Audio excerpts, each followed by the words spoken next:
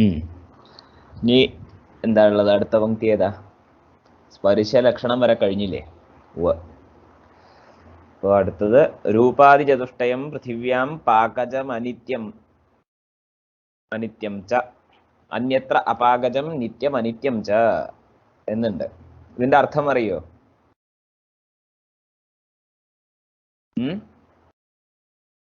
ഈ പങ്ക്തിയുടെ അർത്ഥം അറിയോ?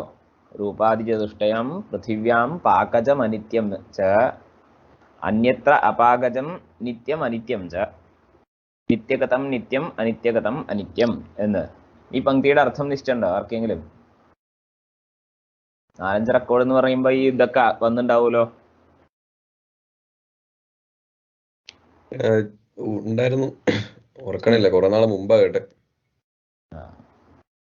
അതായത് ഈ രൂപാദി ചതുഷ്ടയങ്ങള്, രൂപാദി ചതുഷ്ടയം എന്ന് പറഞ്ഞു കഴിഞ്ഞാൽ രൂപം മുതലായിട്ടുള്ള 4 എണ്ണം. രൂപം, രസഹ, ഗന്ധഹ, സ്പർശഹ എന്നുള്ള 4 എണ്ണം.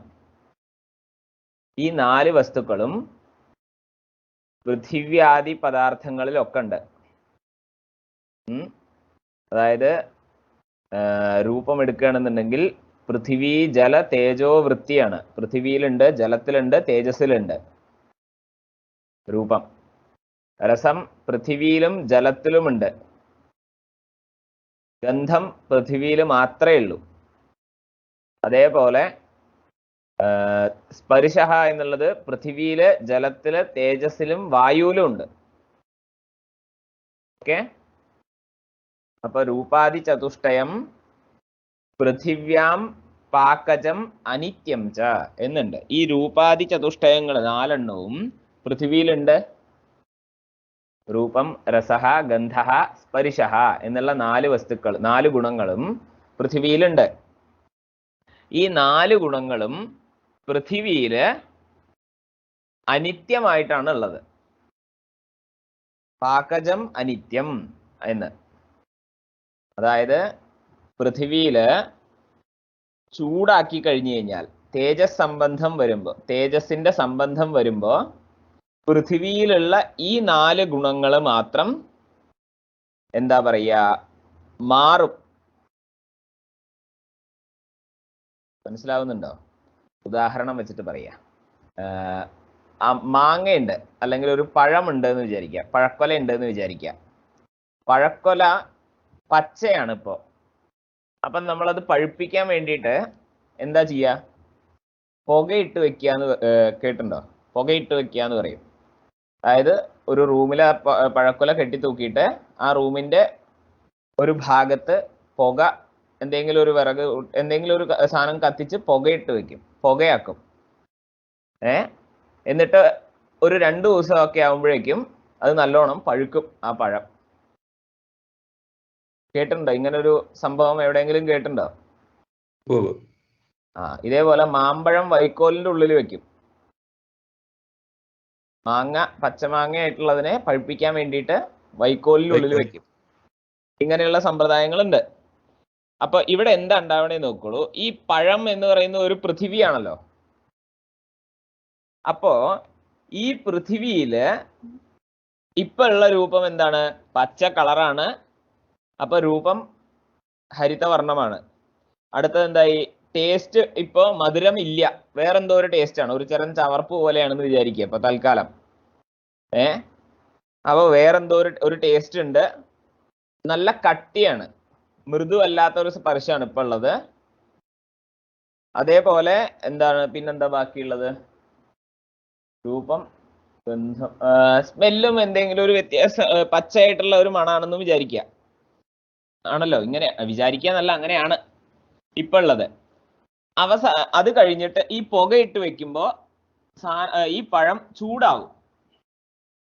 അങ്ങനെയാണല്ലോ, ചൂടുള്ളതുകൊണ്ടാണല്ലോ പുക വരുന്നത്. അങ്ങനെ തീയിട്ട് വെക്കുമ്പോഴാണല്ലോ പുക വരുന്നത്. അപ്പൊ ആ പുകയുടെ അടിച്ച് ഈ പഴം ചൂടാവും. അതായത് തേജസ്സിന്റെ സംബന്ധം വരും ഈ പഴത്തിന് പൃഥിവിയില്. അങ്ങനെ തേജസ്സിന്റെ സംബന്ധം വരുമ്പോ ഈ പഴത്തില് മുമ്പ് ഉണ്ടായിരുന്ന ആ ഒരു പച്ച കളർ ഉണ്ടല്ലോ, അത് മാറിയിട്ട് മഞ്ഞ കളർ വരും. റോബസ്റ്റ് ആണെന്ന് പറയരുത്, സാധാരണ പഴമാണെന്ന് വിചാരിച്ചാൽ മതി. അപ്പോ എന്തായി? ആ പച്ച കളർ മാറിയിട്ട് ഇപ്പോ മഞ്ഞ കളറ് വന്നു പുതിയത്. അതേപോലെ മുമ്പ് നല്ല കട്ടി ഉണ്ടായിരുന്നു, ഇപ്പൊ നല്ല മൃദുവായിട്ടുണ്ട്, സോഫ്റ്റ് ആയിട്ടുണ്ട്. അതേപോലെ അതിന്റെ ടേസ്റ്റ് മുമ്പ് മധുരം ഒരു തരം ചവർപ്പായിരുന്നു, ഇപ്പൊ അതിന് നല്ല മധുരം വന്നിട്ടുണ്ട്. പിന്നെന്താ, ഇപ്പൊ നല്ല ആ പഴുത്തതിന്റെ ഒരു മണവും നല്ല ഒരു സുഗന്ധവും വരുന്നുണ്ട് എന്ന് വിചാരിക്കുക. ഇപ്പൊ നോക്കൂ, ഈ തേജസ് സംബന്ധം വരുന്ന കാരണം കൊണ്ട്, തേജസ് സംബന്ധം വന്നത് കൊണ്ട് മുമ്പുണ്ടായിരുന്ന രൂപം മാറിയിട്ട് പുതിയ രൂപം വന്നു, മുമ്പുണ്ടായിരുന്ന ഗന്ധം മാറിയിട്ട് പുതിയൊരു ഗന്ധം വരുന്നുണ്ട്, മുമ്പുണ്ടായിരുന്ന സ്പർശം മാറിയിട്ട് പുതിയ സ്പർശം വരുന്നുണ്ട്, മുമ്പുണ്ടായിരുന്ന രസം മാറിയിട്ട് പുതിയ രസം വരുന്നുണ്ട്. ഇതിനെയാണ് അനിത്യം, ഈ പാകജം എന്ന് പറയുക. പാകം കാരണമാണ് ഉണ്ടാകുന്നത് എന്നറിയാം അർത്ഥം. പാകഹ പാകാത് ജായത്തെ ഇതി പാകജം, പാകത്തിൽ നിന്ന് ഉണ്ടാകുന്നത് പാകജം. പാകഹ എന്ന് പറഞ്ഞു കഴിഞ്ഞാൽ തേജസ് സംയോഗം, തേജസ്സിന്റെ സംയോഗം, സംബന്ധം, ഇതിനെയാണ് പാകഹ എന്ന് പറയുക. ഇങ്ങനെയുള്ള പാകം കാരണമാണ്, പാകത്തിൽ നിന്നാണ് ഈ പുതിയ രൂപം, രസവും ഗന്ധവും സ്പർശവും ഉണ്ടായത് പൃഥ്വിയില്. ഇതിൽ സംശയമുണ്ടോ? ഈ സാധനം മനസ്സിലായില്ലേ? തേജസ് സംബന്ധം പൃഥ്വിയിൽ വരുമ്പോ അതിൽ മുമ്പുണ്ടായിരുന്ന രൂപരസ ഗന്ധ സ്പർശങ്ങൾ മാറിയിട്ട് പുതിയ രൂപരസ ഗന്ധ സ്പർശങ്ങൾ ഉണ്ടാവും. ഓക്കെ, ഈ പുതിയതായിട്ട് ഉണ്ടായതിനെയാണ് പാകജം എന്ന് പറയുക. പാകത്തിൽ നിന്നുണ്ടായത് പാകജം. പാകാത് ജായത്തെ ഇതി പാകജം എന്ന് പറയും. പാകഹ എന്ന് പറഞ്ഞു കഴിഞ്ഞാൽ തേജസ്സിന്റെ സംയോഗം, തേജസ് സംയോഗ. ഓക്കെ, അപ്പൊ ഇങ്ങനെ ഒരു എന്താ പാകജമായിട്ടുള്ള ഗുണങ്ങള് തേജസ്സിലുള്ളത് കൊണ്ട് ആണ് ഉള്ളത്, എന്താ പൃഥ്വിയിലുള്ളത്. രൂപാദി ചതുഷ്ടയം പൃഥിവ്യാം പാകജം, പാകത്തിൽ നിന്നുണ്ടാവും, പുതിയത് ഉണ്ടാവും. പാകജമാണ് പൃഥ്വിയിലുള്ളത്, പാകജമാണ്, അനിത്യവുമാണ്. അതിപ്പോ പരമാണുവിലാണെങ്കിലും ശരി, എവിടെയാണെങ്കിലും ശരി, പൃഥ്വിയിൽ എവിടെ രൂപാദി ചതുഷ്ടയങ്ങൾ ഉണ്ടെങ്കിലും അവ അനിത്യമാണ്, എപ്പോ വേണമെങ്കിലും നശിച്ചു പോകാം. ഉത്പത്തിയും നാശവും ഉള്ളതിനെ നമ്മൾ, ഏതൊരു വസ്തുവാണോ ഉണ്ടാവുകയും നശിക്കുകയും ചെയ്യുക അതിനെ അനിത്യം എന്ന് പറയും. ഏതൊരു വസ്തുവാണോ ഉണ്ടാവുകയും നശിക്കുകയും ചെയ്യുക ആ വസ്തുവിനെ നമ്മൾ അനിത്യം എന്ന് പറയും. അപ്പൊ പൃഥ്വിയിലുള്ള രൂപരസ ഗന്ധസ്പർശങ്ങള്, രൂപാദി ചതുഷ്ടയങ്ങള് അനിത്യമാണ് എന്നർത്ഥം. ഇപ്പൊ അതെന്തിനപ്പോ ഇത്ര എടുത്തു പറയുന്നത് എന്ന് ചോദിച്ചു കഴിഞ്ഞാൽ, അന്യത്ര അപാകജം നിത്യം അനിത്യം ച എന്നുള്ളത് കൊണ്ട്. അന്യത്ര എന്ന് പറഞ്ഞു കഴിഞ്ഞാൽ പൃഥ്വി അല്ലാണ്ടുള്ളിടത്ത്, പൃഥ്വി അല്ലാതെ ബാക്കി ദ്രവ്യങ്ങളുണ്ടല്ലോ, ജലം, തേജസ്, ഇവിടെയും ഈ രൂപാദി ചതുഷ്ടയങ്ങൾ ചിലതുണ്ട്. ഇപ്പോ ജലം എടുക്കുകയാണെന്നുണ്ടെങ്കിൽ അവിടെ രൂപമുണ്ട്, രസമുണ്ട്, സ്പർശമുണ്ട്. അപ്പൊ ഈ മൂന്നെണ്ണവും ജലത്തില് ഇപ്പൊ പറഞ്ഞ പോലെ പാകജമല്ല. കാരണം എന്താ, വെള്ളം ചൂടാക്കിയാലും ഇപ്പോഴുള്ള അതേ രൂപം കളർ തന്നെ അതിന് ചൂടാക്കി കഴിഞ്ഞാലും ഉണ്ടാവുള്ളൂ. സ്മെല്ലിനും പ്രത്യേകിച്ച് വ്യത്യാസമൊന്നും വരുന്നില്ല, ടേസ്റ്റിനും വ്യത്യാസം വരുന്നില്ല. അപ്പോ ജലത്തില് മുമ്പുണ്ടായിരുന്ന രൂപരസ സ്പർശങ്ങൾ തന്നെയാണ് പാകത്തിന് ശേഷവും അതിലുണ്ടാവുന്നത്, അല്ലാതെ പുതിയതൊന്നും ഉണ്ടാവുന്നില്ല.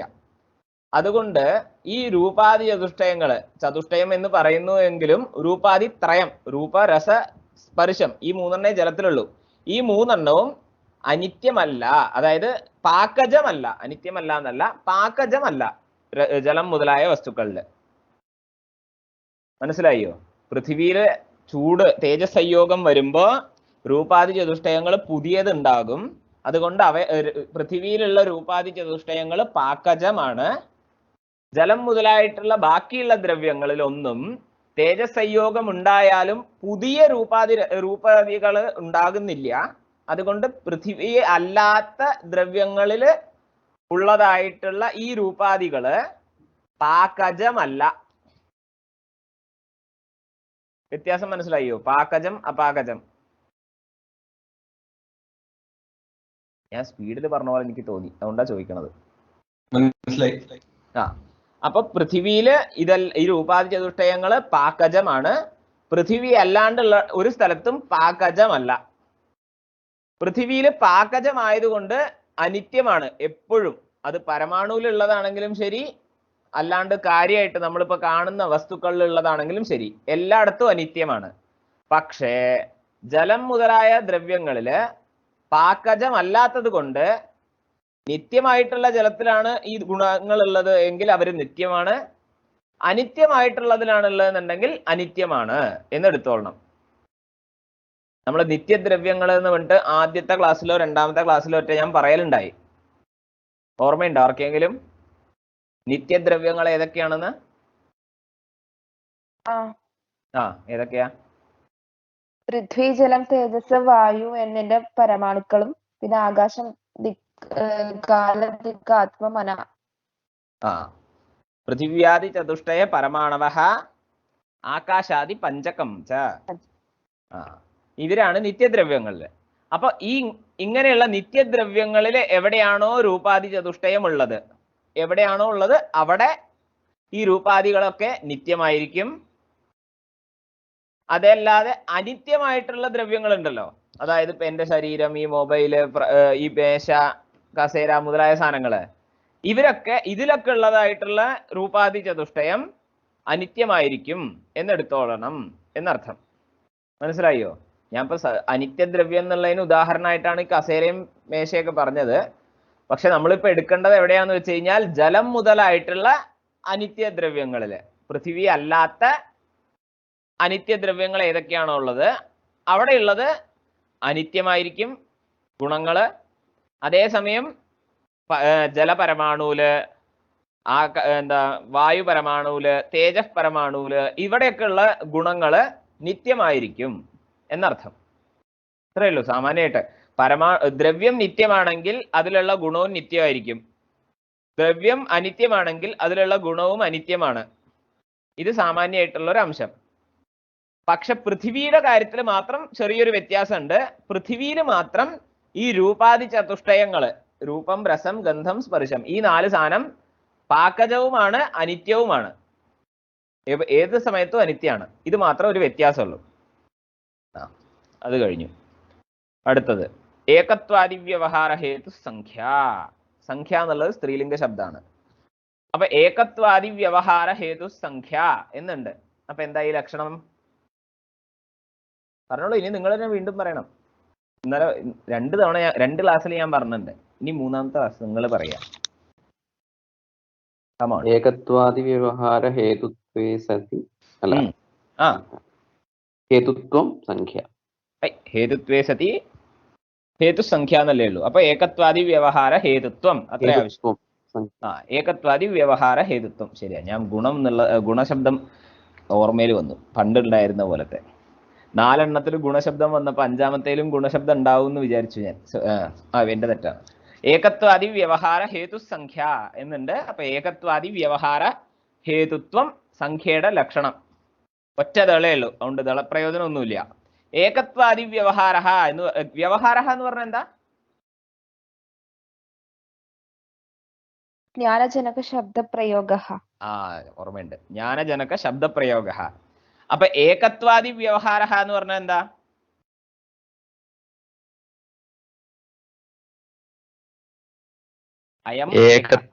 ഏകത്വാദി ജ്ഞാനജനക ശബ്ദപ്രയോഗ. ഒരു വസ്തുവിലുള്ള ഏകത്വം അല്ലെങ്കിൽ ദ്വിത്വം എന്ന് പറയുന്ന പദാർത്ഥത്തെ പദാർത്ഥ വിഷയകമായിട്ടുള്ള ജ്ഞാനത്തെ ഉണ്ടാക്കാനുള്ള ശബ്ദപ്രയോഗം. അങ്ങനെയാണല്ലോ അതിന്റെ അർത്ഥം. അപ്പൊ നോക്കൂ, ഞാൻ ഇപ്പൊ പറയാണ് അയം ഏകഹ അല്ലെങ്കിൽ ഏകഹ ഘടഹ എന്ന് ഞാൻ പറയാണ്. അപ്പോ ഈ ഘടം ഇത് ഒരു ഘടം എന്ന് നിങ്ങൾക്ക് മനസ്സിലാവണില്ലേ? അയം ഏകഹ എന്ന് പറയുമ്പോ ഏകഹ എന്നുള്ള ശബ്ദത്തിന് ഈ ഘടം എന്നാണ് അർത്ഥം, അല്ലെ? ഏകഹ എന്ന് പറഞ്ഞു കഴിഞ്ഞാൽ വിശേഷ്യമായിട്ടുള്ള ഈ ഘടം തന്നെയാണല്ലോ. അപ്പോ സംഖ്യ ഏതാണ് എന്ന് ചോദിച്ചു കഴിഞ്ഞാൽ ആ ഏകഹ എന്ന് പറയുന്ന ഘടത്തിലുള്ള ഏകത്വം, ഇതാണ് സംഖ്യ. മനസ്സിലായോ? ഏകഹ എന്ന് പറഞ്ഞു കഴിഞ്ഞു കഴിഞ്ഞാൽ വിശേഷ്യമായി അത് ഏകഹ ഘടഹ. അപ്പൊ ഏകഹ ഏതൊരു, അതായത് ഘടശബ്ദത്തിന്റെ വിശേഷണമാണ് ഏകഹ എന്നുള്ളത്. ഇതിൽ സംശയമില്ലല്ലോ. ഏകഹ ഘടഹ എന്ന് പറയുമ്പോ ഘടശബ്ദം വിശേഷ്യമാണ്, ഏകഹ എന്നുള്ളത് വിശേഷണമാണ്. സംശയമില്ലല്ലോ. ശബ്ദങ്ങൾ തമ്മിൽ കേട്ടോ. അപ്പൊ ഒരേ വിഭക്തിയിലാണ് രണ്ട് ശബ്ദങ്ങൾ പറയണത് എന്നുണ്ടെങ്കിൽ ആ രണ്ട് ശബ്ദത്തിന്റെയും അർത്ഥം ഒരേ വസ്തുവാണ്.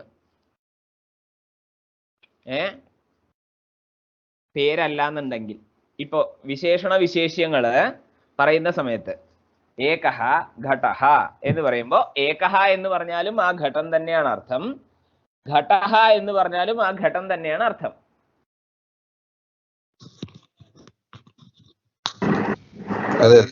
ഗന്ധവത്ത് എന്ന് പറഞ്ഞു കഴിഞ്ഞാൽ പൃഥിവിയാണ് അർത്ഥം എന്ന് പറഞ്ഞില്ലേ? ശരിയാ. അതേപോലെ ഏകഹ എന്ന് പറഞ്ഞു കഴിഞ്ഞാൽ ആ ഘടമാണല്ലോ, ഘടത്തിനെ നോക്കിയിട്ടല്ലേ നമ്മൾ ഏകഹ എന്ന് പറയുന്നത്. അല്ലാണ്ട് ഘടത്തിലുള്ള ഒരു ധർമ്മമായി, ഒരു ഘടത്തിലുള്ള ഗുണത്തിനെയല്ലോ ഏകഹ എന്ന് പറയുന്നത്. അതുകൊണ്ട് ഏകഹ എന്ന് പറഞ്ഞു കഴിഞ്ഞാൽ ആ ഘടം. അപ്പൊ അതിലുള്ള സംഖ്യ ഏതാണ് എന്ന് ചോദിച്ചു കഴിഞ്ഞാൽ ഏകത്വം എന്നുള്ളതാണ് സംഖ്യ. അപ്പൊ ആ ഏകത്വം എന്ന് പറയുന്ന സംഖ്യ ഘടത്തിൽ ഉള്ളത് കൊണ്ട് അതിനെ നമ്മൾ ഏകഹ എന്ന് പറയുന്നു. ഓക്കെ, ഈ അംശം മനസ്സിലായോ? ഏകത്വമാണ് സംഖ്യ, ഏകഹ എന്ന് പറയുന്നത് സംഖ്യേയമാണ്, സംഖ്യയോട് കൂടിയത്. ഈ ഒരു അംശം മനസ്സിലായോ? മനസ്സിലായി. അത് മതി. അപ്പൊ എന്തായി?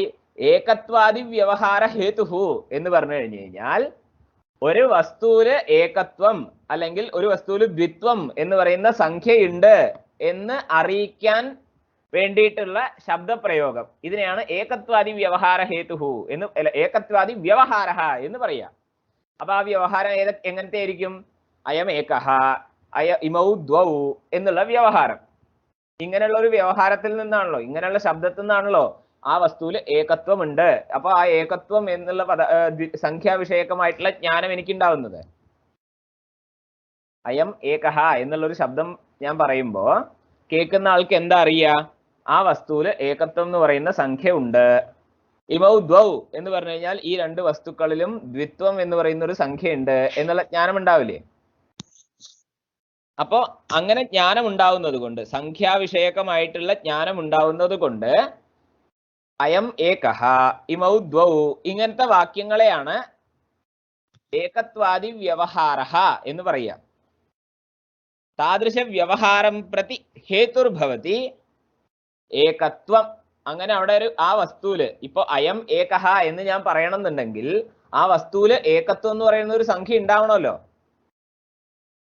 അങ്ങനെ ഒരു സംഖ്യ തന്നെ ഇല്ല എന്നുണ്ടെങ്കിൽ, ആ ഏകത്വം എന്ന് പറയുന്ന ഒരു വസ്തു ആ പദാർത്ഥത്തിൽ ഇല്ല എന്നുണ്ടെങ്കിൽ അയം ഏകഹ എന്ന് എനിക്ക് പറയാൻ പറ്റുമോ? ഇല്ല. അതുകൊണ്ട് എന്തായി? ഈ അയം ഏകഹ എന്നുള്ള വ്യവഹാരത്തിന്റെ കാരണമാണ് ഈ ഏകത്വം എന്ന് പറയുന്ന സംഖ്യ. ശരി. ഇതിനെ അതുകൊണ്ട് എന്തായി? ഏകത്വാദി വ്യവഹാര ഹേതുത്വം ആ സംഖ്യയിലുണ്ട്.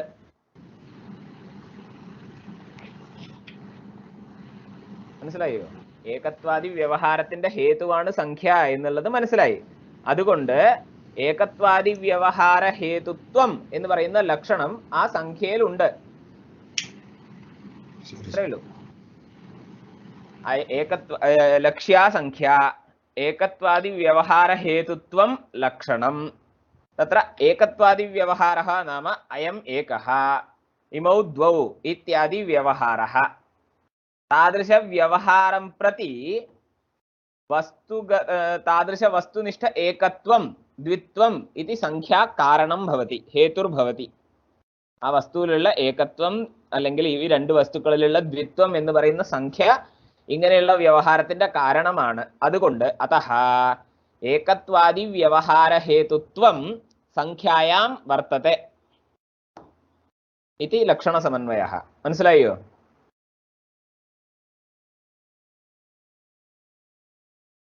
ഓക്കെ. സാ നവദ്രവ്യവൃത്തി ഏകത്വാദി പരാർത്ഥപര്യന്ത ഏകത്വം നിത്യമനിത്യം ച നിത്യഗതം നിത്യം അനിത്യഗതം അനിത്യം ദ്വിത്വാദികം തു സർവത്ര അനിത്യമേവ. ഇതിലെന്താ വിശേഷം? പ്രത്യേകിച്ച് ഒന്നുമില്ല. സാ നവദ്രവ്യവൃത്തി, ഈ സംഖ്യ എന്ന് പറയുന്ന ഗുണം 9 ദ്രവ്യങ്ങളിലും ഉണ്ട്. അത് ഈ സംഖ്യ എന്ന് പറഞ്ഞു കഴിഞ്ഞാൽ എന്താണ് എന്ന് ചോദിച്ചു കഴിഞ്ഞാൽ ഏകത്വം മുതൽ പരാർത്ഥം പര്യന്തം. പരാർത്ഥം എന്ന് പറഞ്ഞു കഴിഞ്ഞാൽ ബ്രഹ്മാവിന്റെ വയസ്സ് ബ്രഹ്മാവിന്റെ ആയുസ്, അത് എത്ര കൊല്ലമാണോ അത്ര ഇതാണ് പരാർത്ഥം. അല്ല, ബ്രഹ്മാവിന്റെ വയസ്സിന്റെ പാതി, അതാണ് പരാർത്ഥം എന്നുള്ളതിന്റെ അർത്ഥം. ബ്രഹ്മാവിന്റെ വയസ്സ് എത്രയാണോ അതിന്റെ പാതി, അതാണ് പരാർത്ഥം എന്ന് ശാസ്ത്രത്തിൽ ഞാൻ കേട്ടിട്ടുണ്ട്. നിശ്ചയല്ല കേട്ടോ ഇവിടെ എന്താ ഉദ്ദേശിച്ചത്, അല്ലാണ്ട് വേറൊരു കണക്കുണ്ടോന്ന് നിശ്ചയല്ല എനിക്ക്. അത് കഴിഞ്ഞാൽ ഏകത്വം നിത്യമനിത്യം ച, ഏകത്വം എന്ന് പറയുന്ന സംഖ്യ നിത്യവുമാണ് അനിത്യവുമാണ്. നിത്യ ദ്രവ്യങ്ങളിലാണ് ഉള്ളത് എന്നുണ്ടെങ്കിൽ അത് നിത്യമാണ്, അനിത്യ ദ്രവ്യങ്ങളിലാണ് ഉള്ളത് എങ്കിൽ അനിത്യമാണ്. മുമ്പ് പറഞ്ഞതുപോലെ തന്നെ പരമാണുവിലുള്ള ഏകത്വ സംഖ്യ നിത്യമാണ്, ഘടത്തിലുള്ള ഏകത്വ സംഖ്യ അനിത്യമാണ്. അത്രയേ ഉള്ളൂ. നിത്യഗതം നിത്യം, അനിത്യഗതം അനിത്യം. അനിത്യമായിട്ടുള്ള ദ്രവ്യത്തിലുള്ളത് അനിത്യമാണ്, നിത്യമായിട്ടുള്ള ദ്രവ്യത്തിലുള്ളത് നിത്യമാണ്. ദ്വിത്വാധികം തു സർവത്ര അനിത്യമേവ. ദ്വിത്വം മുതലായിട്ട് ബാക്കി എത്ര സംഖ്യയുണ്ടോ അത്രയും സംഖ്യകളും അനിത്യമാണ്. അത് എവിടെ ഉണ്ടെങ്കിലും അനിത്യമാണ്. അടുത്തത് പങ്ക്തി ഒരാൾ പുസ്തകമല്ലേ എങ്ങടേലൊക്കെ? പുസ്തകമുള്ള ഒരാള് അടുത്ത വായിക്കൂ.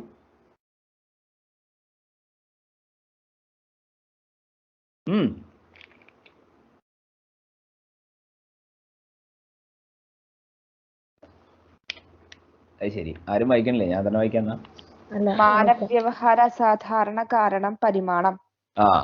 പുസ്തകമൊന്നുമില്ല, ആരും പുസ്തകം കയ്യിൽ വെക്കാണ്ടായിരിക്കണേ. പുസ്തകം എന്നിട്ട് എത്ര നേരമായി ഞാൻ പറയണു. ശരി. മാനവ്യവഹാര അസാധാരണ കാരണം പരിമാണം.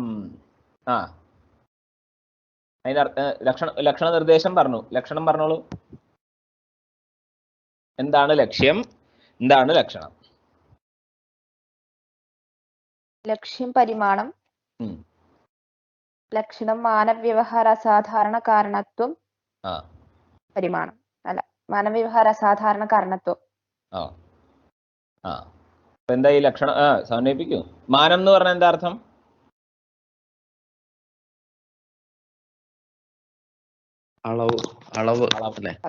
അളവ്. കുറച്ചേ ഉള്ളൂ, കൂടുതലുണ്ട്, ഒരുപാട് കൂടുതലുണ്ട്, ഇതിന് നീളം കുറവാണ്, ഇതിന് ഭയങ്കര നീളമുണ്ട്. ഇതൊക്കെയാണ് മാനം എന്ന് പറഞ്ഞു കഴിഞ്ഞാൽ.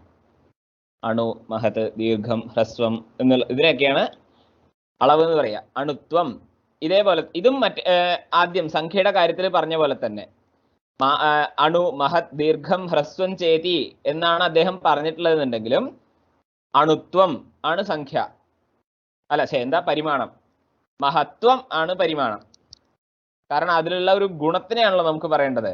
മഹത്ത് എന്ന് പറഞ്ഞു കഴിഞ്ഞാൽ ആ പദാർത്ഥം, ആകാശം മഹത്താണ്.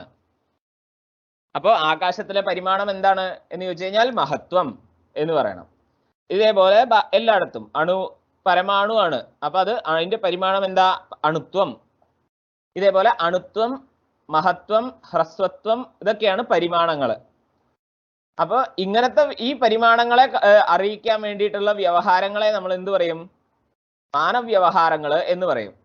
ഇങ്ങനെയുള്ള വ്യവഹാരങ്ങളുടെ അസാധാരണ കാരണമാണ് പരിമാണം.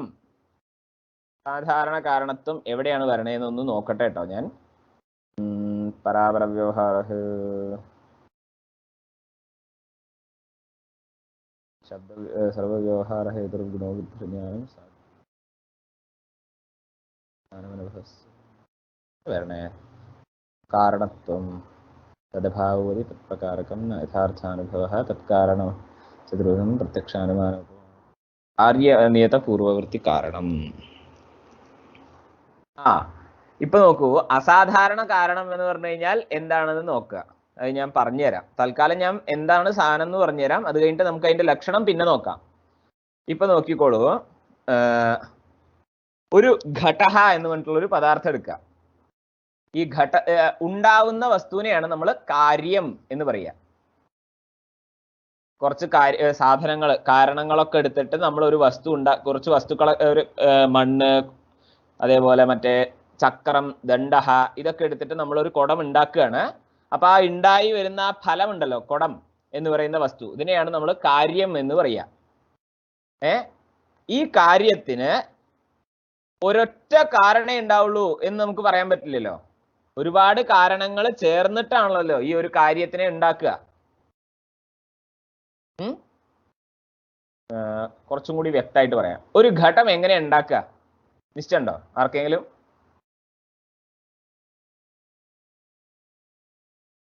അതെ, ഒരുപാട് കാരണങ്ങളുണ്ട്. ഇപ്പൊ കുടത്തിന്റെ കാര്യം എടുക്കുകയാണെന്നുണ്ടെങ്കിൽ ഏതൊക്കെയായിരിക്കും ആ കാരണങ്ങള് നിശ്ചയുണ്ടോ? കുലാലൻ, പിന്നെ ചക്രം, മണ്ണ് കൊണ്ടുവരണ്ടേ? മണ്ണ് അവിടെ തന്നെ ഉണ്ടോ, അല്ല വേറെ എവിടെന്നെങ്കിലും കൂടി കൊണ്ടുവരണോ? കൊണ്ടുവരേണ്ടി വരും. അപ്പൊ കൊണ്ടുവരാനുള്ള വണ്ടി, പിന്നെ ഇതൊക്കെ കാരണാണ്. കണക്ക് കൂട്ടും. ഇനിയും ഇത്രയും മതിയോ? ദണ്ഡം വേണ്ടേ? ഈ ചക്രം കറക്കണം എന്നുണ്ടെങ്കിൽ ഒരു ദണ്ഡം വേണ്ടേ? ദണ്ഡം വേണം. ഈ ചക്രം തന്നെ കറങ്ങില്ലല്ലോ, മോട്ടറൊന്നും ഇല്ലല്ലോ. മോട്ടർ ഉണ്ടെന്നുണ്ടെങ്കിൽ അതിന് സ്വിച്ച് വേണം. അപ്പോ ദണ്ഡത്തിന്റെ അടുത്ത് സ്വിച്ച് എടുക്കണം. പിന്നെ ശരി, ഇപ്പൊ തൽക്കാലം 5 മതി, ബാക്കി എനിക്ക് ഓർമ്മ വരുന്നില്ല, എന്തേലാവട്ടെ. 5 ഇപ്പൊ കിട്ടിയിട്ടുണ്ട്. ഇതില് ഏതൊക്കെ വസ്തുക്കൾ ഇല്ല എന്നുണ്ടെങ്കിലാണ് ഘട്ടം ഒരിക്കലും ഉണ്ടാക്കാൻ പറ്റില്ല എന്ന് പറയാൻ പറ്റുക? മണ്ണ്. അപ്പൊ ഈ മണ്ണ് എന്ന് പറയുന്നത് ഘടത്തിന്റെ അസാധാരണ കാരണമാണ് എന്ന് പറയാൻ പറ്റും.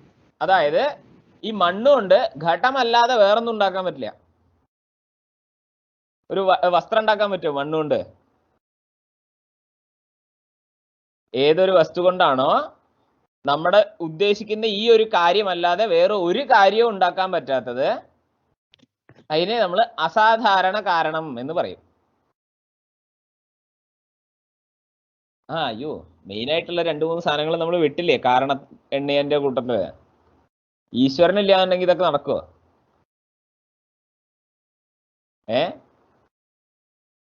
മണ്ണ് വേണം, കുലാലം വേണം, ചക്രം വേണം, ദണ്ഡം വേണം, മണ്ണ് കൊണ്ടുവരാൻ എന്തെങ്കിലും ഒരു വാഹനം വേണം. അതിപ്പോ നമുക്ക് തൽക്കാലം ലോറിന്ന് എടുക്കുക. അങ്ങനെ ഒരു ലോറി വേണം, ഈശ്വരൻ വേണം, അതിൻ്റെ ഒരു കാലം വേണം, അതിൻ്റെ ഒരു എല്ലാത്തിനും ഒരു സമയം ഉണ്ട് എന്ന് അറിയില്ലോ. ഒരു കാലം എന്തായാലും വേണം, ആകാശം വേണം, ദിക്ക് വേണം, അദൃഷ്ടം എന്ന് പറയും. അതായത് പുണ്യാപുണ്യങ്ങള്, എനിക്ക് അതിനൊരു പുണ്യം വേണം, എന്നാലേ ഉണ്ടാക്കാൻ പറ്റുള്ളൂ. അപ്പൊ ഇത്രയും സാധനങ്ങൾ വേണം, വേണ്ടേ? മൈക്കോൺ ഇത് സംസാരിക്കണം, ഇത് കുറച്ച് കഥയാണ്, എനിക്ക് ബോറടിക്കും ഞാൻ ഒറ്റയ്ക്ക് ഇങ്ങനെ പറഞ്ഞു കഴിഞ്ഞാൽ. ഇപ്പൊ നോക്കോളൂ, ഈശ്വരൻ, കാലം, ദിക്ക്, ആകാശം, അദൃഷ്ടം, ഇതൊന്നും ഇല്ലാണ്ട് ലോകത്ത് ഒരു കാര്യവും ഉണ്ടാക്കാൻ പറ്റില്ല. സംശയം ഉണ്ടോ? അപ്പൊ എന്തായി? ഈ വസ്തുക്കള്, ഈ 5 സാധനങ്ങള് സാധാരണങ്ങളാണ്. കാര്യം എന്ന് പറയുന്ന എല്ലാ വസ്തുവിനും കാരണങ്ങളാണ്. ഉണ്ടാവുന്ന എന്തൊക്കെ ഉണ്ടോ അതിനൊക്കെ കാരണമാണ്. അതുകൊണ്ട് ഇതിനെയൊക്കെ സാധാരണ കാരണം എന്ന് പറയും. സാധാരണ ആയിട്ടുള്ളതാണെന്ന് പറയില്ലേ നമ്മള് മലയാളത്തിലെ? പൊതുവെ ഉള്ളതാണെന്ന് പറയില്ലേ? അതുകൊണ്ട് അതിനെയൊക്കെ സാധാരണ കാരണം എന്ന് പറയും. പൊതുവായിട്ടുള്ളത്, എല്ലാത്തിനും ഒരേപോലെ തന്നെ ഇതിനും വേണം അതിനും വേണം, എന്ത് കാര്യം എടുത്താലും ഈ സാധനം വേണം എന്നുള്ളത് കൊണ്ട് ഇതിനെയൊക്കെ സാധാരണ കാരണങ്ങൾ എന്ന് പറയും. പിന്നെ അതാത് സ്പെസിഫിക് ആയിട്ട് ഈ ഒരു കാര്യം ഉണ്ടാക്കാൻ ഈ കാരണങ്ങൾ വേണം, മറ്റേ കാരണം ഉണ്ടാക്കാൻ അതിന്റെ കാരണങ്ങളായിട്ട് ചില സാധനങ്ങളുണ്ട്, അത് വേണം. ഇപ്പൊ ഘടഹ എന്ന് പറയുന്ന ഒരു പദാർത്ഥം ഉണ്ടാക്കണം എന്നുണ്ടെങ്കിൽ അതിനൊരു ലിസ്റ്റ് ഓഫ് കാരണങ്ങളുണ്ട്. മണ്ണ്, ചക്രം, ദണ്ഡം മുതലായ സാധനങ്ങൾ. ഇതൊക്കെ ഈ ഘടം ഉണ്ടാക്കാനല്ലാതെ ഒരു പടം ഉണ്ടാക്കാൻ, പടം എന്ന് പറഞ്ഞു കഴിഞ്ഞാൽ വസ്ത്രം, ഈ വസ്ത്രം ഉണ്ടാക്കാൻ ഉപകരിക്കില്ല. അതുകൊണ്ട് എന്ത് ചെയ്യും? ഇതിനെയൊക്കെ ഇങ്ങനെയുള്ള സ്പെസിഫിക് ആയിട്ടുള്ള കാരണങ്ങളെ മാത്രം അസാധാരണ കാരണങ്ങൾ എന്ന് പറയും. മനസ്സിലായോ? മനസ്സിലായി. ആ ഇനി ഇത് രണ്ടും അല്ലാണ്ട് വേറെയും ചില സാധനങ്ങളുണ്ട്. നിമിത്ത കാരണങ്ങൾ എന്ന് പറയും അതിന്. സാധാരണം അസാധാരണം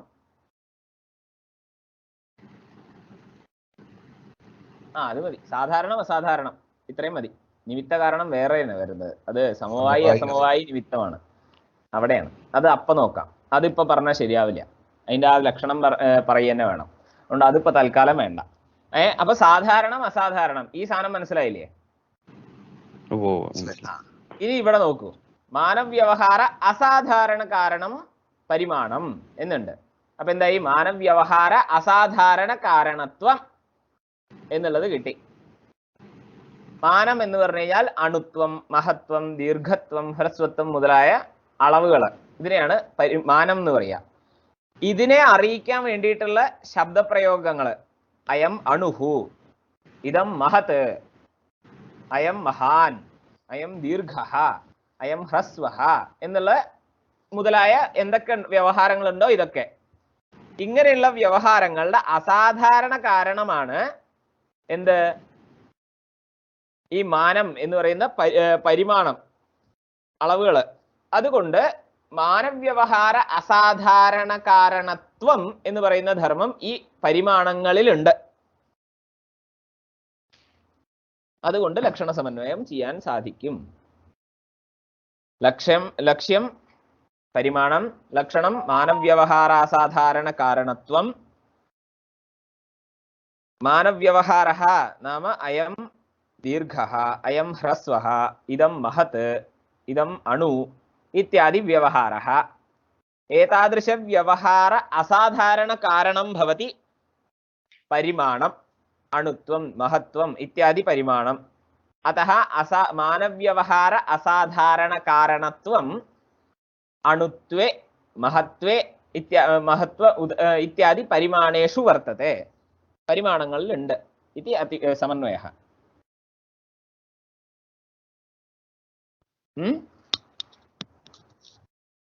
കുഴപ്പമൊന്നുമില്ലല്ലോ? ഇല്ല. അടുത്തത് പൃഥക് വ്യവഹാര അസാധാരണ കാരണം പൃഥക്ത്വം.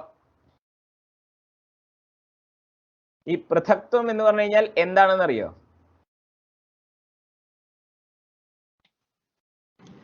യൂണീക്ക്നെസ് ആണോ? യൂണീക്ക്നെസ് ഇംഗ്ലീഷിൽ പറഞ്ഞാൽ കുറച്ച് ഞാൻ ബുദ്ധിമുട്ടും, മലയാളത്തിൽ പറഞ്ഞാൽ പിന്നെ ഒരു കൈ നോക്കാം. വേറെ ഇരിക്കൽ. ഇതിനെയാണ് വേറെയായിട്ട് ഇരിക്കുക. ഇതിനെയാണ് പൃഥക്ത്വം എന്ന് പറയാ. ഇതിനെയാണ് ഇംഗ്ലീഷിൽ യുണീക്നെസ് എന്ന് പറയാ. എന്നാ ശരി, ഓക്കെ. അല്ല, അതിന്റെ എതിരാണ്. എതിരാണോ? അയ്യോ, എന്നല്ല കേട്ടോ. അല്ല, യൂണീക്ക്. ശരിയാണ്. യുണീക്ക് എന്ന് പറഞ്ഞ് അതെ. ഇങ്ങനെ തന്നെയാണ് തോന്നുന്നത്. ശരി, ഓക്കെ. എന്തായാലും മലയാളത്തിൽ ഞാൻ പറഞ്ഞ സാധനം മനസ്സിലായില്ലേ? ഈ വസ്തു ഇതിൽ നിന്ന് വേറെയാണ് എന്ന് നമ്മളൊരു പറയല്, ശബ്ദപ്രയോഗം ഉണ്ടല്ലോ, വ്യവഹാരം ഉണ്ടല്ലോ. ഇതം അസ്മാത് പൃഥക്, ഘടഃ പടാത് പൃഥക്. ഘടം പടത്തിൽ നിന്ന് വേറെയാണ് എന്നൊരു വ്യവഹാരമുണ്ട്, പറച്ചിലുണ്ട്. ലോകത്തിൽ നമ്മൾ പറയാറുള്ളതാണ് ഇതൊക്കെ. ഘടം പടത്തിൽ നിന്ന് വേറെയാണ്. എടുത്തു പറയണത് എന്തുകൊണ്ടാന്ന് വെച്ച് കഴിഞ്ഞാൽ ഈ പൃഥക്ത്വവും ഭേദവും അന്യോന്യാഭാവവും ഒരേപോലെ തോന്നും, പക്ഷെ രണ്ടും രണ്ടാണ്. പൃഥക്ത്വവും അന്യോന്യാഭാവവും കേൾക്കാനൊക്കെ ഒരേപോലെ, രണ്ടും ഒന്നല്ലേ എന്ന് നമുക്ക് തോന്നും, പക്ഷെ രണ്ട് സ്ഥലത്തും വ്യത്യാസമുണ്ട്. പൃഥക്ത്വം എന്നുള്ളിടത്ത് ഘടം പടത്തിൽ നിന്ന് വേറെയാണ് എന്നാണ് ജ്ഞാനുണ്ടാവുക. അന്യോന്യാഭാവം വരണ സമയത്ത് എങ്ങനെയാന്ന് വെച്ച് കഴിഞ്ഞാൽ ഘടം പടമല്ല എന്നാണ് ജ്ഞാനം വരിക. വ്യത്യാസം മനസ്സിലായോ? ആ ജ്ഞാനത്തില്, അതിൽ നിന്ന് ഉണ്ടാവുന്ന അതിന്റെ ജ്ഞാനത്തിന് മാത്രമേ വ്യത്യാസമുള്ളൂ. ആ വ്യവഹാരം ഉണ്ടല്ലോ, ശബ്ദപ്രയോഗം, അതിൽ മാത്രമേ വ്യത്യാസം വരുന്നുള്ളൂ. കേൾക്കുമ്പോൾ നമ്മൾ വിചാരിക്കുന്നത് ഒരേ സാധനമാണെന്ന്, പക്ഷെ രണ്ടും രണ്ടാണ്. ഒന്ന് ഗുണമാണ്, മറ്റൊന്ന് അഭാവമാണ്. അപ്പൊ എന്താ ഈ പൃഥക്ത്വം എന്ന് പറഞ്ഞു കഴിഞ്ഞാൽ ഇങ്ങനെ വേറെയാണ് എന്ന് വേറെ ഇരിക്കൽ. ഇതിനെയാണ് എന്താ പറയാ? പൃഥക്ത്വം എന്ന് പറയാ. അപ്പൊ ഇതം അസ്മാത് പൃഥക് എന്ന് പറയുമ്പോ പൃഥക്ത്വം എന്ന് പറയുന്ന ഒരു ഗുണം ആ ദ്രവ്യത്തിലുണ്ട് എന്ന് നമുക്ക് മനസ്സിലാവും. ഇങ്ങനെയുള്ള വ്യവഹാരത്തിനെയാണ് പൃഥക് വ്യവഹാരഃ എന്ന് പറയാ. പൃഥക് വ്യവഹാരഃ. അയം അസ്മാത് പൃഥക്, ഇദം ഏതസ്മാത് പൃഥക് ഇത്യാദി വ്യവഹാരഃ. ഏതാദൃശ വ്യവഹാരസ്യ അസാധാരണ കാരണം ഭവതി പൃഥക്ത്വം ഇതി ഗുണഃ. അതഃ അസാധാരണ കാരണത്വം പൃഥക്ത്വേ വർത്തത്തെ ഇതി ലക്ഷണസമന്വയഃ. ഈ അംശം മനസ്സിലായില്ലേ? പൃഥക്ത്വം എന്ന് പറഞ്ഞു കഴിഞ്ഞാൽ ഇത് ഈ ഘടം പടത്തിൽ നിന്ന് വേറെയാണ് എന്ന് പറയുമ്പോൾ ആ വേറെ ഇരിക്കൽ എന്ന് പറഞ്ഞിട്ടൊരു ധർമ്മം ആ പടത്തിലുണ്ടല്ലോ, അതിനെയാണ് പൃഥക്ത്വം എന്ന് പറയുക. ഈ തൽക്കാലം ഇങ്ങനെ തന്നെ മനസ്സിലാക്കുക. കുറച്ച് കഴിഞ്ഞ് ദീപികയൊക്കെ എത്തുമ്പോഴേക്കും അത് കുറച്ചും കൂടി സ്പഷ്ടമായിട്ട് മനസ്സിലാവും. തൽക്കാലം ഇത്രയും മതി. ഇത് എല്ലാ ദ്രവ്യങ്ങളിലും ഉണ്ട്. സർവദ്രവ്യ വൃത്തി. അടുത്തത് സംയുക്ത വ്യവഹാര ഹേതു സംയോഗ. ഈ സാധനം നിങ്ങൾക്ക് പരിചിതമാണ്. ഇത് പുതിയതായിട്ടൊരു സാധനമല്ല. സംയുക്ത എന്ന് പറഞ്ഞു കഴിഞ്ഞാൽ എന്താണെന്ന് അറിയോ?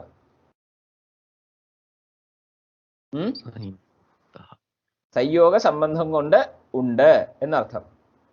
ആരാണോ സംയോഗ സംബന്ധം കൊണ്ട് ഉള്ളത് അയാളെ സംയുക്ത എന്ന് പറയും. സംയോഗ എന്ന് പറഞ്ഞാൽ എന്താ? അതാദ്യം പറയൂ, കേക്കട്ടെ. സംയോഗം എന്ന് പറഞ്ഞു കഴിഞ്ഞാൽ എന്താ? ചേർച്ച. ചേർച്ച. രണ്ട് ദ്രവ്യങ്ങളുടെ നടുക്കുള്ള സംബന്ധം, ഇതിനാണ് സംയോഗ എന്ന് പറയാ. ദ്രവ്യങ്ങളുടെ നടുവില് വരുന്നതായിട്ടുള്ള സംബന്ധം. എക്സെപ്ഷൻസ് ഉണ്ട്, അത് പിന്നെ പറയാം. സാമാന്യമായിട്ട് പറയുമ്പോൾ ദ്രവ്യയോ സംയോഗ, ദ്രവ്യയോ സംബന്ധ സംയോഗ. സംയോഗം എന്ന് പറയുന്ന സംബന്ധം ദ്രവ്യങ്ങൾക്ക് നടുവിൽ മാത്രമേ വരുള്ളൂ. ഈ സംബന്ധം എന്ന് പറഞ്ഞു കഴിഞ്ഞാൽ അത് രണ്ട് പദാർത്ഥങ്ങൾ തമ്മിലായിരിക്കുമല്ലോ. അതെ. അപ്പോ ഈ സംയോഗ എന്ന് പറയുന്ന സംബന്ധം ഒരു അനിത്യ സംബന്ധമാണ്. ഈ സംബന്ധം രണ്ട് ദ്രവ്യങ്ങൾക്ക് നടുവിൽ മാത്രമേ വരുള്ളൂ. ശരി, ശ്രദ്ധിച്ച് കേൾക്കണം. സംയോഗ ദ്രവ്യയോരേവ ഭവതി.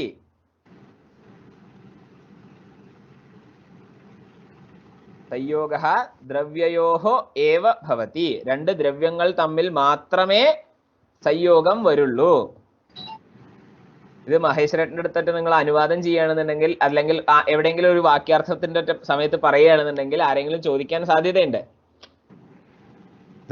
സംയോഗം എന്ന് പറയുന്ന വസ്തു ഉണ്ടല്ലോ, ആ വസ്തുവിനെ പറ്റിയിട്ട് രണ്ട് വാക്യം ഞാൻ പറയാം. അതിൽ ഏതാ കറക്റ്റ് എന്ന് നിങ്ങൾ പറയണം. ശരി. ദ്രവ്യയോഹോ സംയോഗ ഏവ, സംയോഗ ദ്രവ്യയോഹോ ഏവ. ഇതിൽ ഏതാ കറക്റ്റ്? സംയോഗ ദ്രവ്യോരേവ. എന്തുകൊണ്ടാ? ആദ്യത്തെ വാക്യത്തിന്റെ അർത്ഥം എന്താ? ദ്രവ്യയോഹോ സംയോഗ ഏവ എന്നുള്ള വാക്യത്തിന്റെ അർത്ഥം എന്താ? ദ്രവ്യങ്ങൾ തമ്മിൽ സംയോഗം മാത്രമേ ഉള്ളൂ. രണ്ടാമത്തെ വാക്യത്തിന്റെയോ? സംയോഗ ദ്രവ്യയോരേവ എന്നുള്ളതിനാണെങ്കിലോ? സംയോഗം ദ്രവ്യങ്ങൾ തമ്മിലേ ഉള്ളൂ. ഇപ്പൊ രണ്ടിലും എന്താ വ്യത്യാസം? ദ്രവ്യങ്ങൾക്കിടയിൽ വേറെയും സംബന്ധങ്ങൾ ഉണ്ടാവാം. അതാണ്. ഒരു അവയവത്തിനും അവയവമായിട്ടുള്ള ഒരു ദ്രവ്യത്തിനും അവയവി ആയിട്ടുള്ള ദ്രവ്യത്തിനും തമ്മില് സമവായമാണ് സംബന്ധം. അപ്പൊ ദ്രവ്യയോഹോ സംയോഗ ഏവ എന്ന് പറഞ്ഞു കഴിഞ്ഞു കഴിഞ്ഞാൽ ഈ സ്ഥലത്ത് തെറ്റിപ്പോവത്. ഈ സ്ഥലത്ത് നിങ്ങൾ മണ്ടത്തരം പറഞ്ഞു എന്നായോ. അതിന്റെ അർത്ഥം അപ്പൊ എന്തായി മൊത്തത്തിൽ എന്ന് വെച്ച് കഴിഞ്ഞാൽ സംയോഗം എന്ന് പറയുന്ന സംബന്ധം രണ്ട് ദ്രവ്യങ്ങൾക്ക് നടുക്ക് മാത്രമേ വരുള്ളൂ, തമ്മിൽ മാത്രമേ വരുള്ളൂ. ഇത്രേ നമുക്ക് താല്പര്യമുള്ളൂ. സംയോഗം എന്ന് പറയുന്ന ഒരു സംബന്ധമുണ്ടോ എങ്കിൽ അത് രണ്ട് ദ്രവ്യങ്ങൾക്ക് നടുവിലാണ്, ദ്രവ്യങ്ങൾ തമ്മിലാണ്. ശരി, ഇനി നോക്കൂ. ഈ സംയോഗ സംബന്ധം കൊണ്ട് എവിടെയാണോ സംബന്ധമുള്ളത്, ഇപ്പൊ എൻ്റെ കയ്യിനും എൻ്റെ മൊബൈലിനും സംയോഗ സംബന്ധമുണ്ട്. കാരണം എൻ്റെ കൈ ഒരു ദ്രവ്യമാണ്, മൊബൈലും ഒരു ദ്രവ്യമാണ്. അപ്പൊ എൻ്റെ കയ്യിനും ഈ മൊബൈലിനും തമ്മിൽ സംയോഗ എന്ന് പറയുന്ന സംബന്ധമുണ്ട്. അതുകൊണ്ട് എൻ്റെ ഈ മൊബൈല് എൻ്റെ കയ്യിന് സംയുക്തമാണ് എന്ന് എനിക്ക് പറയാൻ പറ്റും. സംയോഗ സംബന്ധം കൊണ്ട് ഏതൊരു വസ്തുവാണോ ഉള്ളത് അതിനെ സംയുക്തം എന്ന് പറയും. സംയോഗ സംബന്ധം കൊണ്ട് ഏതൊരു വസ്തുവാണോ ഉള്ളത് അതിനെ നമ്മൾ സംയുക്തം എന്ന് പറയും. അപ്പോ ഒരു വസ്തു സംയുക്തമാണ് എന്ന് ഞാൻ പറയണമെന്നുണ്ടെങ്കിൽ ആ വസ്തുവിന് സംയോഗ സംബന്ധം ഉണ്ടാവണം വേറൊരു വസ്തുവിനുമായിട്ട്. ഒരു വസ്തു സംയുക്തമാണ് എന്ന് പറയണമെങ്കിൽ ആ വസ്തു ഏതെങ്കിലും ഒരു വസ്തുവില് സംയോഗ സംബന്ധം കൊണ്ട് ഉണ്ടായിരിക്കണം. വേണ്ടേ? വേണം. അപ്പൊ എന്തായി? ആ സംയോഗം എന്ന് പറയുന്ന പദാർത്ഥം ഇല്ല എന്നുണ്ടെങ്കിൽ അയം സംയുക്ത എന്ന് എനിക്ക് പറയാൻ സാധിക്കില്ല, എനിക്കൊരു വ്യവഹാരം ചെയ്യാൻ സാധിക്കില്ല.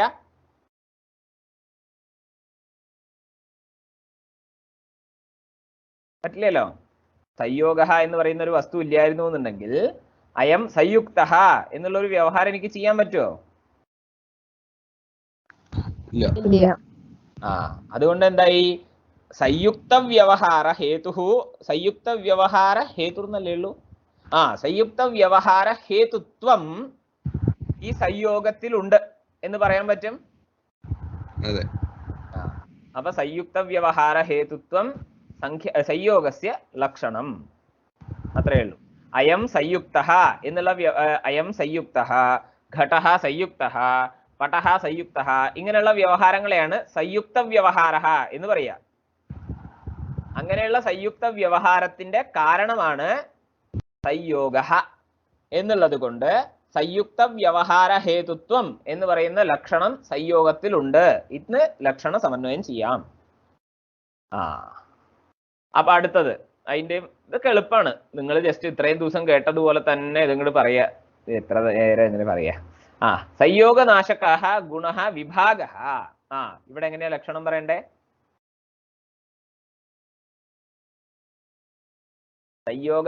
സംയോഗനാശകത്വേ സതി ഗുണത്വം. സംയോഗനാശകത്വേ സതി ഗുണത്വം വിഭാഗസ്യ ലക്ഷണം. ഞാൻ എൻ്റെ കയ്യില് ഫോണുണ്ട്. അപ്പൊ ഞാൻ ആ ഫോണ് താഴെക്കിട്ടു എന്ന് വിചാരിക്കുക. അപ്പൊ എന്തായി? താഴെക്കിടുക എന്ന് പറയുന്ന ആ ഒരു ക്രിയയിൽ നിന്ന് ആ ഫോണിലും എൻ്റെ കയ്യിലും വിഭാഗ എന്ന് പറയുന്ന ഒരു ഗുണമുണ്ടായി. ആ വിഭാഗം ഉണ്ടായത് കൊണ്ട് എനിക്കും എൻ്റെ കയ്യിലും ഫോണിനും തമ്മിലുള്ള ആ സംയോഗം നശിച്ചു.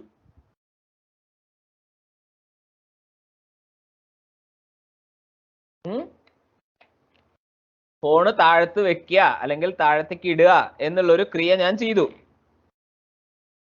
അപ്പൊ എന്തായി? ആ ക്രിയ കാരണം എൻ്റെ കയ്യില് വിഭാഗ എന്ന് പറയുന്ന ഒരു ഗുണമുണ്ടായി. അങ്ങനെ ആ ഗുണമുണ്ടായത് കൊണ്ട് എനിക്കും എൻ്റെ കയ്യിനും ആ ഫോണിനും തമ്മിലുള്ള ആ ഒരു സംയോഗ എന്ന് പറയുന്ന ഗുണം നശിച്ചു, ഇല്ലാണ്ടായി. ആ വിഭാഗം എന്ന് പറയുന്ന ഗുണം സംയോഗ എന്ന് പറയുന്ന ഒരു ഗുണത്തെ നശിപ്പിച്ചു. നശിപ്പിച്ചു എന്ന് തന്നെ പറയണം. നശിപ്പിച്ചു. അതുകൊണ്ട് എന്തായി? സംയോഗം ഇല്ലാണ്ടായി. അതുകൊണ്ട് എൻ്റെ ഫോണും കയ്യും തമ്മിലുള്ള ആ സംയോഗം ഇല്ല. അതുകൊണ്ട് ഇനി എനിക്ക് ഫോൺ സംയുക്തമാണെന്ന് പറയാൻ പറ്റില്ല. അതുകൊണ്ട് എന്തായി? ഈ സംയോഗത്തിനെ നശിപ്പിക്കുന്ന ഗുണത്തിനെയാണ് വിഭാഗ എന്ന് പറയുക. സാമാന്യമായിട്ടുള്ളതാണ്. ഞാൻ പിന്നെയും പറയുകയാണല്ലോ എന്ന് വിചാരിച്ച് കുറച്ച് എന്തൊക്കെയോ വേറെ പറഞ്ഞതാണ്. സംയോഗത്തിനെ നശിപ്പിക്കുന്നതായിട്ടുള്ള ഗുണം ഏതാണോ അതാണ് വിഭാഗ. വേർപിരിയൽ മലയാളത്തിൽ പറഞ്ഞു കഴിഞ്ഞാൽ വേർപിരിയുമ്പോൾ എന്താ ഉണ്ടാവുക? ശരിക്ക് വേർപിരിയ എന്ന് പറഞ്ഞു കഴിഞ്ഞാൽ എന്താ അർത്ഥം? സംയോഗം നശിക്കുക.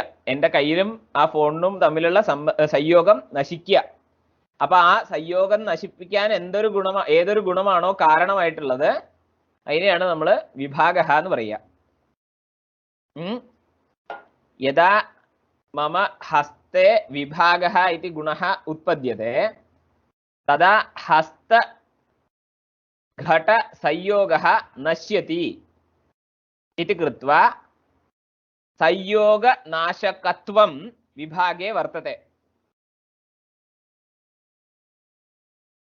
सः गुणः भवति इति कृत्वा गुणत्वमपि वर्तते.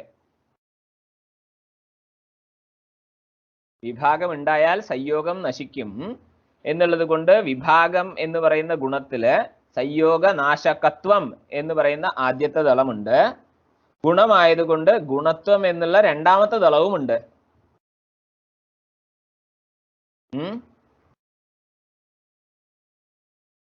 മനസ്സിലായില്ലേ? സമന്വയിപ്പിക്കാൻ ഇത്രേ ചെയ്യാൻ പറ്റുള്ളൂ, വേറൊന്നും അതിൽ ചെയ്യാനില്ല. വിഭാഗം ഉണ്ടായി കഴിഞ്ഞു കഴിഞ്ഞാൽ സംയോഗം നശിക്കും. അപ്പൊ സംയോഗ നാശകത്വം, സംയോഗത്തിനെ നശിപ്പിക്കുന്ന ആ ഒരു സ്വഭാവം, സംയോഗ നാശകത്വം വിഭാഗത്തിലുണ്ട്. അതേപോലെ ഗുണമായതുകൊണ്ട് ഗുണത്വവുമുണ്ട് എന്നുള്ളത് കൊണ്ട് ലക്ഷണ സമന്വയം. ഇവിടെ എത്ര ദളമുണ്ട്? 2 ദളം. ഏതൊക്കെയാണ്? സംയോഗനാശകത്വം ഇത് ആദ്യം ദളം, ഗുണത്വം ഇത് ദ്വിതീയം ദളം. ശരി. ഇപ്പൊ സംയോഗ നാശകത്വം എന്നുള്ളത് പറഞ്ഞില്ല എന്നുണ്ടെങ്കിൽ എന്തായിരിക്കും ലക്ഷണം? ഗുണത്വം. അങ്ങനെ പറഞ്ഞു കഴിഞ്ഞാൽ എന്താ ദോഷം? 24 ഗുണങ്ങളിലോ അതിവ്യാപ്തി. 24 ഗുണങ്ങളിലോ? 23. 23 ഗുണങ്ങളിൽ അതിവ്യാപ്തി വരും. അതുകൊണ്ട് അത് വാരണം ചെയ്യാൻ വേണ്ടിയിട്ട് എന്ത് ചെയ്യണം?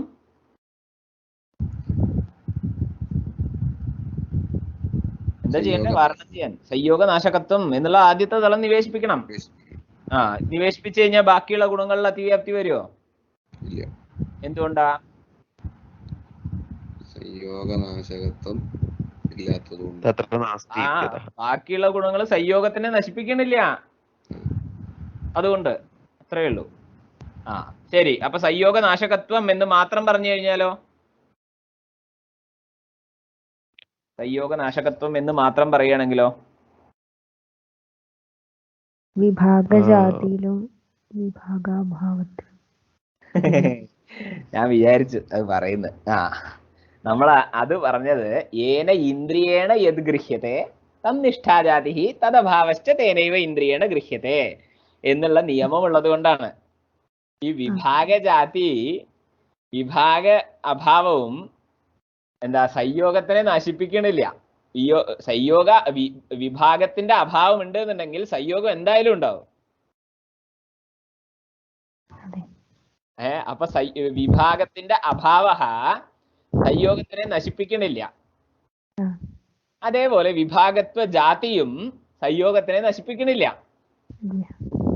അതുകൊണ്ട് സംയോഗ നാശകത്വം എന്ന് പറയുന്ന ആദ്യത്തെ ദളം വിഭാഗത്വ ജാതിയിലും വിഭാഗ അഭാവത്തിലും ഇല്ല. അതുകൊണ്ട് അതിവ്യാപ്തി വരില്ല അവിടെ. വേറെ എവിടെയൊക്കെ ഉണ്ടാവും? സംയോഗ നാശകത്വം എവിടെ ഉണ്ടാവുക? ഞാൻ അതിന്റെ ഒരു ക്ലൂ സമന്വയിപ്പിക്കുന്ന സമയത്ത് തന്നെ പറഞ്ഞിട്ടുണ്ടായിരുന്നു.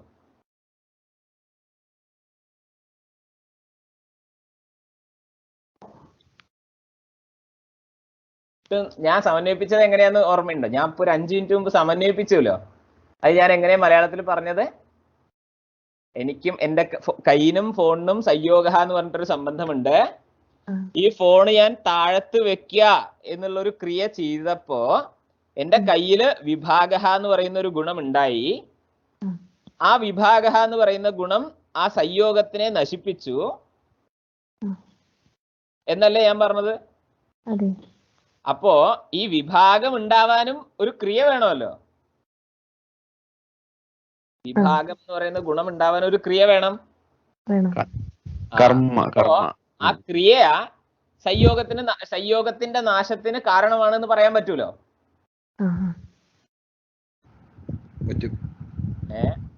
അപ്പൊ എന്തായി? ക്രിയ എന്ന് പറയുന്നത്, കർമ്മ എന്ന് പറയുന്നത് വിഭാഗാണോ? അത് വേറെ പദാർത്ഥല്ലേ? അലക്ഷ്യല്ലേ? അപ്പൊ അവിടെ അതിവ്യാപ്തി വന്നില്ലേ? അത് വാരണം ചെയ്യാൻ വേണ്ടിയിട്ടാണ് എന്ത് ഗുണത്വം എന്നുള്ള രണ്ടാമത്തെ തലം.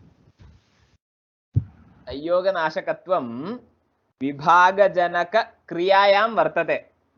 വിഭാഗത്തിനെ ഉണ്ടാക്കാൻ വേണ്ടിയിട്ട് ഒരു ക്രിയ നമ്മൾ ചെയ്യണ്ടല്ലോ, ആ ക്രിയയിലും ഈ സംയോഗ നാശകത്വം ഉണ്ട് പരമ്പരയായിട്ട്. ചിലപ്പോ കാലക്രമേണ സംയോഗം നശിക്കില്ലേ? കാലക്രമേണ സംയോഗം നശിക്കുക എന്ന് പറഞ്ഞു കഴിഞ്ഞാൽ ആ ദ്രവ്യം നശിച്ചു കഴിഞ്ഞാൽ സംയോഗം നശിക്കും. ഇല്ല എന്ന് പറയുന്നില്ല. അല്ല, അപ്പൊ കാലം എന്നുള്ളത് വരില്ലേ? അങ്ങനെ എടുക്കണ്ട. അത് സാധാരണ കാരണമാണല്ലോ. അതുകൊണ്ട് നമ്മൾ പിന്നെ അധികം അങ്ങനെ ചിന്തിക്കാറില്ല, അത് എടുക്കാറില്ല, അത്രേ ഉള്ളൂ. നമ്മള് അസാധാരണമായിട്ടുള്ളത് സാമാന്യമായിട്ട് എടുക്കും എല്ലായിടത്തും. ഇവിടെ സാധാരണ അസാധാരണ ഒന്നും പറഞ്ഞിട്ടില്ലല്ലോ. പറഞ്ഞിട്ടില്ല. എന്നാലും നമ്മൾ സാമാന്യമായിട്ട് എടുക്കുമ്പോ അസാധാരണം എന്നുള്ളത് കൊണ്ട് എടുക്കും. ഇപ്പൊ കാലം എന്നുള്ള എടുത്തോളൂ, അവിടെ അതിവ്യാപ്തി ഉണ്ട് പറഞ്ഞോളൂ, വിരോധമില്ല. ശരിക്ക് അങ്ങനെയും പറഞ്ഞോളൂ. കാലത്തിൽ അതിവ്യാപ്തി വരും, അതുകൊണ്ട് നമ്മൾ എന്ത് ചെയ്യണം? ഗുണത്വം നിവേശിപ്പിക്കണം, എന്നാലും കാലത്തിൽ അതിവ്യാപ്തി വരില്ല. മനസ്സിലായോ? കാലത്തിൽ അതിവ്യാപ്തി വാരണം ചെയ്യാൻ വേണ്ടിയിട്ടാണ് ഗുണത്വം. പറഞ്ഞോളൂ, വിരോധമൊന്നുമില്ല, കറക്റ്റാണ്, തെറ്റൊന്നുമില്ല. അങ്ങനെ പറഞ്ഞാലും തെറ്റല്ല. പിന്നെ സാമാന്യമായിട്ട് ഇങ്ങനെ ഒരു ഇത്ര അടുത്ത് ഈ കാലമൊക്കെ എല്ലായിടത്തും പറയാൻ പറ്റും. അപ്പൊ നമ്മൾ എല്ലായിടത്തും പറയണതിനെ തന്നെ ഇവിടെയും പറയുകയാണെന്നുണ്ടെങ്കിൽ ഒരു സുഖമില്ലല്ലോ. ഇവിടെ മാത്രം എന്തെങ്കിലും ദോഷം വരുന്നുണ്ടെങ്കിൽ അതിനെയല്ലേ പറയേണ്ടത്, എടുത്തു പറയേണ്ടത്. അതിന് വേണ്ടിയിട്ടാണ് കർമ്മ എടുത്തത്, അല്ലാണ്ട് കാലത്തിനോട് വിരോധം ഉണ്ടായിട്ടല്ല. പരാപര വ്യവഹാര അസാധാരണ കാരണേ പരത്വാപരത്വേ. ഇത് പറയാൻ പറ്റുമോ ആർക്കെങ്കിലും? സംയോഗനാശകത്വേ സതി ഗുണത്വം എന്നുള്ളത് കഴിഞ്ഞു കേട്ടോ, അത്രേ ഉള്ളൂ. 2 ദളേ ഉള്ളൂ. സമന്വയം ചെയ്യാ, ദളപ്രയോജനം പറയാ, അതും പറയല് കഴിഞ്ഞു. അതുകൊണ്ടാട്ടോ ഞാൻ അടുത്തത് പറഞ്ഞത്. പരാപര വ്യവഹാര അസാധാരണ കാരണേ പരത്വാപരത്വേ. പറയൂ ആരെങ്കിലും.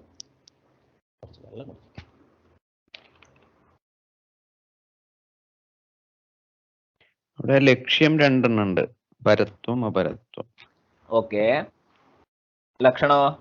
ലക്ഷണം ഭവതി പരാപര വ്യവഹാര അസാധാരണ കാരണത്വം ലക്ഷണം ഭവതി. 2 ലക്ഷ്യത്തിന് ഒരു ലക്ഷണം എന്ന് പറയാൻ പറ്റുമോ? കാരണേ എന്നുണ്ട്. 2 ലക്ഷ്യത്തിന് ഒരു ലക്ഷണം എങ്ങനെയാവുക?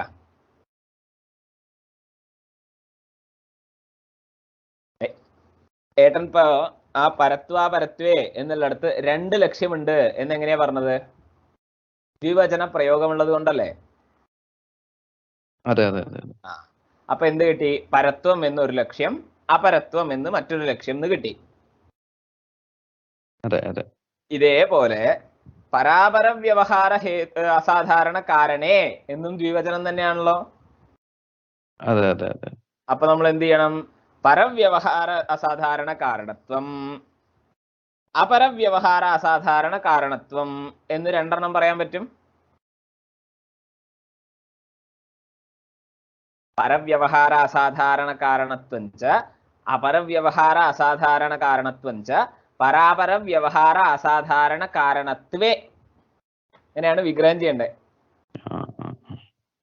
അവിടെ സമസ്ത പദമാണ് പരാപര വ്യവഹാര അസാധാരണ കാരണേ എന്നുള്ളത്. അപ്പൊ അതിന്റെ വിഗ്രഹം എങ്ങനെയാ ചെയ്യാന്ന് വെച്ച് കഴിഞ്ഞാൽ പരവ്യവഹാര അസാധാരണ കാരണം ച അപരവ്യവഹാര അസാധാരണ കാരണം ച പരാപര വ്യവഹാര അസാധാരണ കാരണേ എന്നാണ് വിഗ്രഹം. ദ്വന്ദ്വ സമാസം വരും. അപ്പൊ എന്തായി? പരവ്യവഹാര അസാധാരണ കാരണം പരത്വം, അപരവ്യവഹാര അസാധാരണ കാരണം അപരത്വം എന്ന് നമ്മൾ അന്വയിപ്പിച്ചെടുക്കണം വാക്യത്തിൽ നിന്ന്. അപ്പൊ എന്തായി? എത്ര ലക്ഷ്യമുണ്ട്, എത്ര ലക്ഷണമുണ്ട്?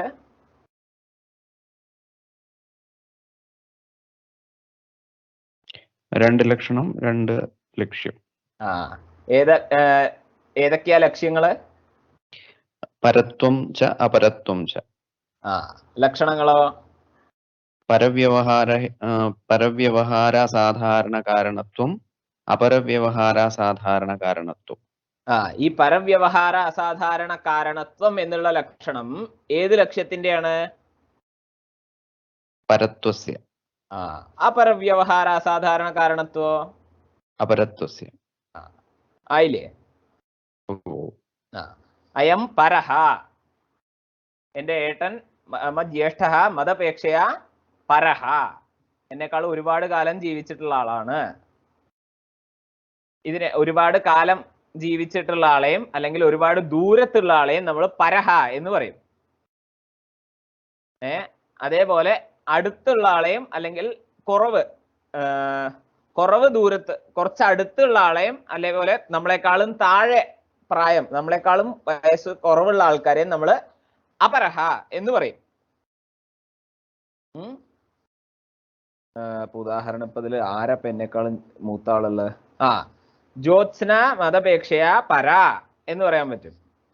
കാരണം എന്നെക്കാളും മൂത്തതാണ്. അതുകൊണ്ട് എന്തായി, എന്നെക്കാളും കാലകൃതമായിട്ടുള്ള പരത്വം ഓപ്പോളിലുണ്ട്. അതുകൊണ്ട് സാ പര എന്ന് പറയാൻ പറ്റും. അതേസമയം അഭിരാം എന്നെക്കാളും താഴെയാണ്.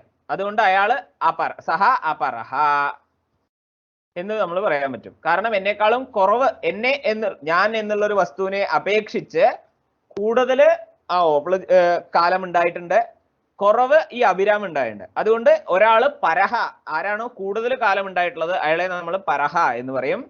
ആരാണോ കുറവ് കാലം ഉണ്ടായിട്ടുള്ളത് അയാളെ നമ്മൾ അപരഹ എന്ന് പറയും. ഇതാണ് എന്ത്? കാലകൃതം, പരത്വം, അപരത്വം. കാലത്തെ വെച്ചിട്ട് ഒരാള് കൂടുതൽ കാലം അല്ലെങ്കിൽ കുറവ് കാലം എന്ന് ഈ കാലത്തിന്റെ അളവിനെ എടുത്ത് പറയുമ്പോൾ, കാലത്തിനെ വെച്ചിട്ട് പറയുമ്പോൾ നമ്മൾ അതിനെ കാലകൃതം പരത്വം എന്ന് പറയും. അതേസമയം ദൂരം, ദേശം, നടുക്കുള്ള സ്ഥലം, ഞാൻ എന്നുള്ള ഒരു വസ്തുവിനെ അപേക്ഷിച്ച് എന്നെക്കാളും കൂടുതൽ ദൂരത്ത് എൻ്റെ അടുത്തുനിന്ന് കാശി പരമാണ്, പാലക്കാട് അപരമാണ് എന്ന് പറയാൻ പറ്റും. പാലക്കാട് അടുത്താണ്, കാശി ഒരുപാട് ദൂരത്താണ്. അപ്പൊ ഈ ദൂരം, ദേശം എടുത്തിട്ട് പറയുന്നത് കൊണ്ട് അതിനെ ദേശകൃതം പരത്വം അപരത്വം എന്ന് പറയും. അപ്പൊ ഈ അയം പരഹ, അയം അപരഹ, ദില്ലി പര, ചെന്നൈ അപര ഇത്യാദി ഇങ്ങനെയുള്ള വ്യവഹാരങ്ങളെയാണ് പരാപര വ്യവഹാരങ്ങൾ എന്ന് പറയുക. അയം പരഹ എന്നുള്ള വ്യവഹാരമാണ് പരവ്യവഹാരം. അയം അപരഹ എന്നുള്ള വ്യവഹാരത്തിനാണ് അപരവ്യവഹാര എന്ന് പറയുക. മനസ്സിലായില്ലേ? ഈ സാധനം മനസ്സിലായില്ലേ? പരത്വം അപരത്വം എന്നുള്ളത്. അപ്പോ ഇങ്ങനെയുള്ള ഈ അയം പരഹ, ദില്ലി പര എന്നുള്ള വ്യവഹാരങ്ങൾക്ക് കാരണമായിട്ടുള്ള ഗുണത്തിനെയാണ്, അസാധാരണമായിട്ടുള്ള കാരണമാണ് ആ വസ്തുവിലുള്ള പരത്വം എന്ന് പറയുന്ന ഗുണം. അതുകൊണ്ട് പരവ്യവഹാര അസാധാരണ കാരണത്വം എന്ന് പറയുന്ന ആ ലക്ഷണം പരത്വം എന്ന് പറയുന്ന ഗുണത്തിലുണ്ട് എന്നുള്ളത് കൊണ്ട് അവിടെ ലക്ഷണ സമന്വയമാവും. ഓക്കെ. അതേപോലെ അയം അപരഹ, ചെന്നൈ അപര എന്നുള്ള വ്യവഹാരത്തിന്റെ അസാധാരണ കാരണമാണ് അയം ആ വസ്തുവിലുള്ള അപരത്വം എന്ന് പറയുന്ന ഗുണം. അതുകൊണ്ട് എന്തായി, അപരവ്യവഹാര അസാധാരണ കാരണത്വം ആ അപരത്വം എന്ന് പറയുന്ന ഗുണത്തിലുണ്ട്. എന്നാൽ അതിലും ലക്ഷണ സമന്വയം ചെയ്യാൻ പറ്റും. അതൊക്കെ ഒറ്റ ദളേ ഉള്ളൂ. അതുകൊണ്ട് ദളപ്രയോജനം ഒന്നും പറയാനില്ല. സമയം എന്തായി? 4 മണി കഴിഞ്ഞോ? ഇതിപ്പോ ഇനി എത്ര ഉണ്ട്? പരത്വാപരത്വം, ഗുരുത്വം, ദ്രവത്വം, സ്നേഹം. ഒരുപാടുണ്ട്. എന്തായാലും ഇന്ന് തീരില്ല. അസമവായി കാരണം, ആദ്യപതന അസമവായി കാരണം ഗുരുത്വം, ആദ്യസ്യന്തന അസമവായി കാരണം ദ്രവത്വം, ചൂർണാദി പിണ്ഡീഭാവഹേതുർഗുണഃ സ്നേഹഃ, ശ്രോത്രഗ്രാഹ്യോ ഗുണശബ്ദഃ.